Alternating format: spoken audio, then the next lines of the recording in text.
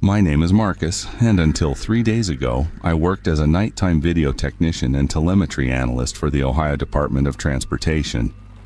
My shift ran from 11 p.m. to 7 a.m., a grueling stretch of hours where the world outside completely dies. My job was mind-numbing, but critical. I sat in a dimly lit basement terminal, watching live feeds from over 100 highway traffic cameras, flagging road debris, tracking severe weather, or reporting stalled vehicles to the state police. Most nights were painfully quiet. You just watch the steady, hypnotic rhythm of headlights cutting through the dark, or the empty asphalt stretching into nothingness. But on a rainy Tuesday at exactly 3:14 a.m., camera number 42 on Interstate 71 caught something that destroyed my life. Camera 42 is mounted high up on a heavy metal pole overlooking a particularly isolated, unlit stretch of the highway. It is an area surrounded on both sides by miles of dense, suffocating woods. There are no gas stations there, no exit ramps, no signs of civilization, just trees and road.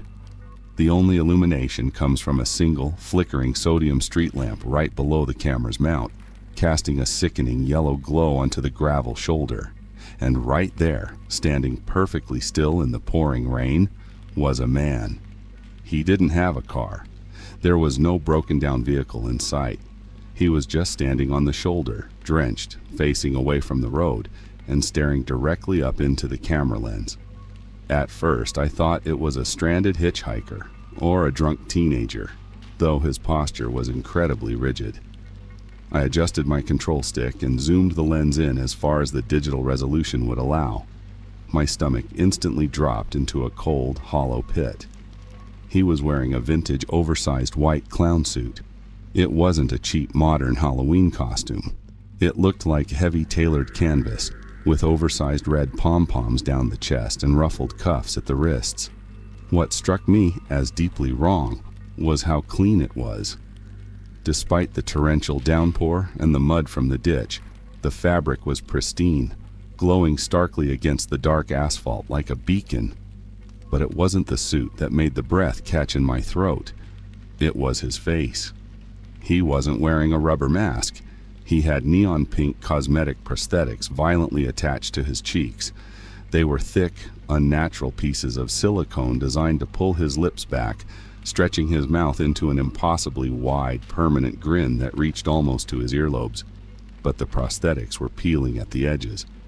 As I stared at the monitor, frozen in confusion and a growing sense of dread, the man raised his right hand. He didn't wave at me. He wasn't asking for help. In his grip, he held a heavy-duty, all-metal industrial stapler. With agonizing slowness, he brought the tool up to his face. He pressed the metal nose of the stapler directly against the upper corner of his left cheek, right where the pink silicone met his real, pale flesh. Click.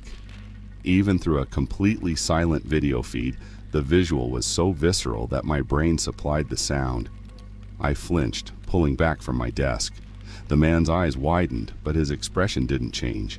It couldn't, trapped behind that artificial smile. A dark, thick streak of blood immediately began to ooze from under the metal staple, running down his jawline and dripping onto the pristine white canvas of his collar. Under the yellow sodium light, the blood looked completely black. He didn't blink. He didn't twitch from the pain. He just kept his eyes locked onto my camera, took a step closer to the pole, and raised the stapler to his right cheek. Click. Another staple. More blood. He was anchoring the smile deeper into his skull. He was completely aware that someone somewhere was sitting in a room watching him. He was putting on a performance. And then, right as he began to lower the tool toward his chin, the entire monitor flashed violently and cut to a solid, flat screen of blue static. My heart was hammering against my ribs like a trapped bird. I panicked. My fingers flew across the keyboard, running system diagnostics on camera 42, desperately hoping it was a blown fuse or a temporary power surge caused by the storm. But the system returned a hard error. Signal interrupted. Physical link severed. I couldn't just ignore it. I grabbed the desk phone and dialed the State Highway Patrol dispatch line. My voice was shaking so badly I could barely get the words out. "This is Marcus at ODOT Tech Control. I need a unit sent out to Interstate 71 northbound near mile marker 114. There's a heavily distressed individual on the shoulder. He's severely mutilating himself. Please hurry." The dispatcher sounded calm, almost bored, a sharp contrast to the absolute terror vibrating in my chest. "Copy that, Marcus. Unit 214 is currently on patrol just a few miles south of that location. We'll have him check it out." 2 minutes later, I watched a state trooper's cruiser roll into the frame of Camera 41. Camera 41 was located exactly 1 mile south of the broken camera, capturing the approach to that dark stretch of woods. The trooper activated his red and blue emergency lights, their reflections dancing wildly across the wet, black asphalt. He slowed down, then came to a full stop on the shoulder. He didn't make it to mile marker 114. He stopped early because he found something on the road. Through the grainy, rain-streaked footage of Camera 41, I watched the trooper open his door and step out into the storm, adjusting his campaign hat. He walked toward the edge of the tree line, shining a powerful spotlight down into the grass. Even on the low-resolution feed, I could see what he had spotted. A thick black fiber-optic trunk line had been pulled out of its underground conduit and cleanly severed. The clown hadn't just accidentally broken the camera. He had hunted down the utility box, cut the main data cable, and dragged it onto the highway. It was a trap. I wanted to scream through the monitor. I wanted to tell the trooper to get back into his car, to lock the doors, to drive away as fast as possible. But I was just a ghost in a basement miles away, capable only of watching. The trooper pulled his service weapon from his holster, his body language instantly shifting from routine curiosity to intense, rigid alertness. He pointed his flashlight directly into the pitch-black void of the woods. From the shadows of the heavy oaks, the white clown suit emerged. The clown didn't sneak. He didn't hide. He stepped right into the beam of the trooper's flashlight. The bright LED light illuminated his face, and even from a mile away on a bad camera, I could see the metallic glint of the staples embedded in his cheeks, holding that wet, bloody neon pink grin wide open. The trooper took 3 steps back, his gun raised with both hands. I could see his mouth moving, undoubtedly yelling commands to freeze, to get on the ground. The clown didn't comply, and he didn't run away. Instead, he lunged forward. But it wasn't a human run. It was a bizarre, hyper-fast, jerky stride. His limbs moved at unnatural angles, his torso swaying violently side to side while his head stayed completely level, locked onto the officer. It looked less like a goofy clown walk and more like the terrifying, sickeningly fast sprint of a massive, predatory spider closing in on its prey. Before the trooper could pull the trigger, the clown closed the immense distance between them in a fraction of a second. He slammed his entire body weight into the officer, tackling him hard onto the wet gravel. The flashlight flew out of the trooper's hand, tumbling across the road, its beam spinning wildly before settling on the side of the cruiser. The camera angle was static, but the shadows told the entire story. I saw the silhouette of the clown sitting on top of the officer's chest. I saw the unmistakable heavy shape of the industrial stapler raised high into the air. Then came the movement. A frantic, rhythmic, furious motion. Down, up, down, up. The clown's arm was working with terrifying speed, slamming the tool into the darkness where the trooper's face was. Over and over and over again, I bolted up from my desk, my chair violently clattering against the concrete floor. My stomach turned completely inside out, and I threw up my midnight coffee directly into the office trash can, dry heaving until my throat burned. When I finally forced myself to wipe my mouth and look back up at the monitor, the violence was over. The trooper's cruiser stood empty, its emergency lights still flashing their useless red and blue warnings into the night.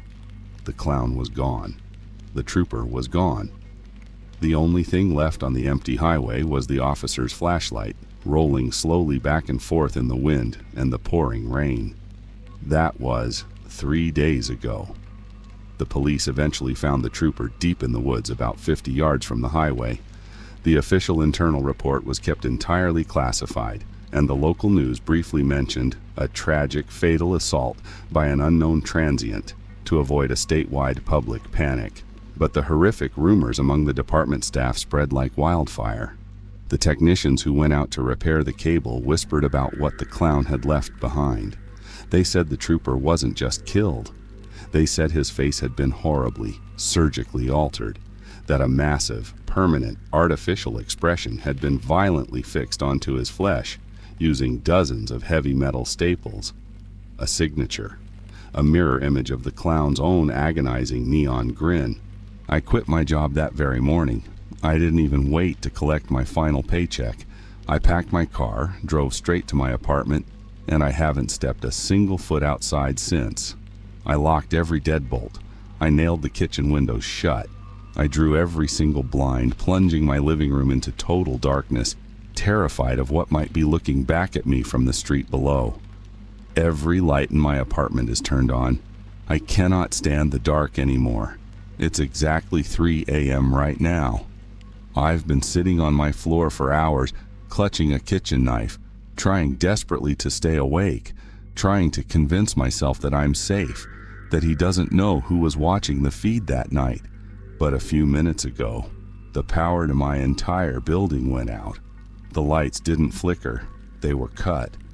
The apartment is dead silent except for the sound of my own ragged breathing and the heavy rain drumming against the glass. And just now, I heard a very faint, very distinct sound coming from the other side of my front door. It isn't a knock. It isn't the sound of someone trying to pick the lock. It's a heavy, rhythmic, mechanical click-clack. The sound of a metal spring compressing and releasing. Click-clack. It's pressing directly against my wooden door frame, moving slowly up the side, step by step. And through the thin wood of the door, I can hear a wet, heavy, muffled laugh.